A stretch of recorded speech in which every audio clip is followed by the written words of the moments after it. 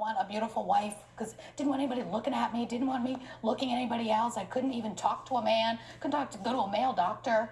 Nothing. Was very controlling, very abusive. And I kept thinking with my Pollyanna sunglasses on that it was going to get better. As soon as he knows I'm a golden retriever, I'm as faithful as the day is long.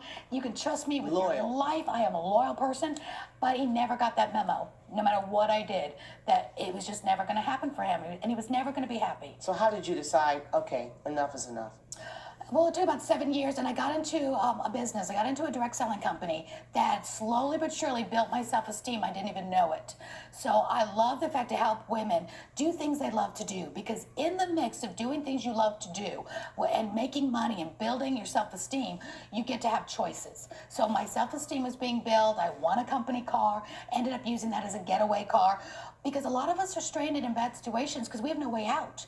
We don't have money in the bank, or we don't have a car to get away with, and we don't have all the right tools we need. We just can't get up and leave when we have kids. I only have one daughter, but that's enough to say it's not something you take lightly and just walk out the door. You have to have a plan of action. And so I try to help women do that as well, either avoid domestic violence or help escape it safely. Yes. I'm talking today with Aurea McGarry. She is the author of I Won't Survive, I'll Thrive.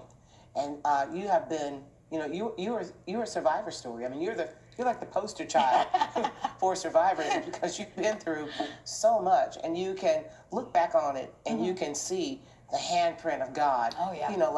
Like the Footsteps poem that said, even when you didn't see him, he was carrying you. The whole time, so many times. The whole time. And God is my pilot. He's not my co-pilot. I hear a lot of people say, God's my co-pilot. I'm like, he's my pilot. You take the wheel for sure, because I'll go where you lead me. And then just when you think you're over one obstacle, I got stalked and all that. Then I met my now Prince Charming. We've been married 21 years. Wow, because I decided to believe I deserved to be treated well. Yes. I deserve to laugh and not cry. Yes. So women, we have to have a deserve level to say, I'm not going to take abuse. So you had to make that decision that I deserve better. Yeah, that's one thing I knew. I knew I wanted a man that made me laugh and make me cry. So now it wasn't about finding a Christian man. It's about finding a good, godly man that cared for me the way the Bible says to care for you, put you up on a pedestal. Then in turn, I'm doing the same with him.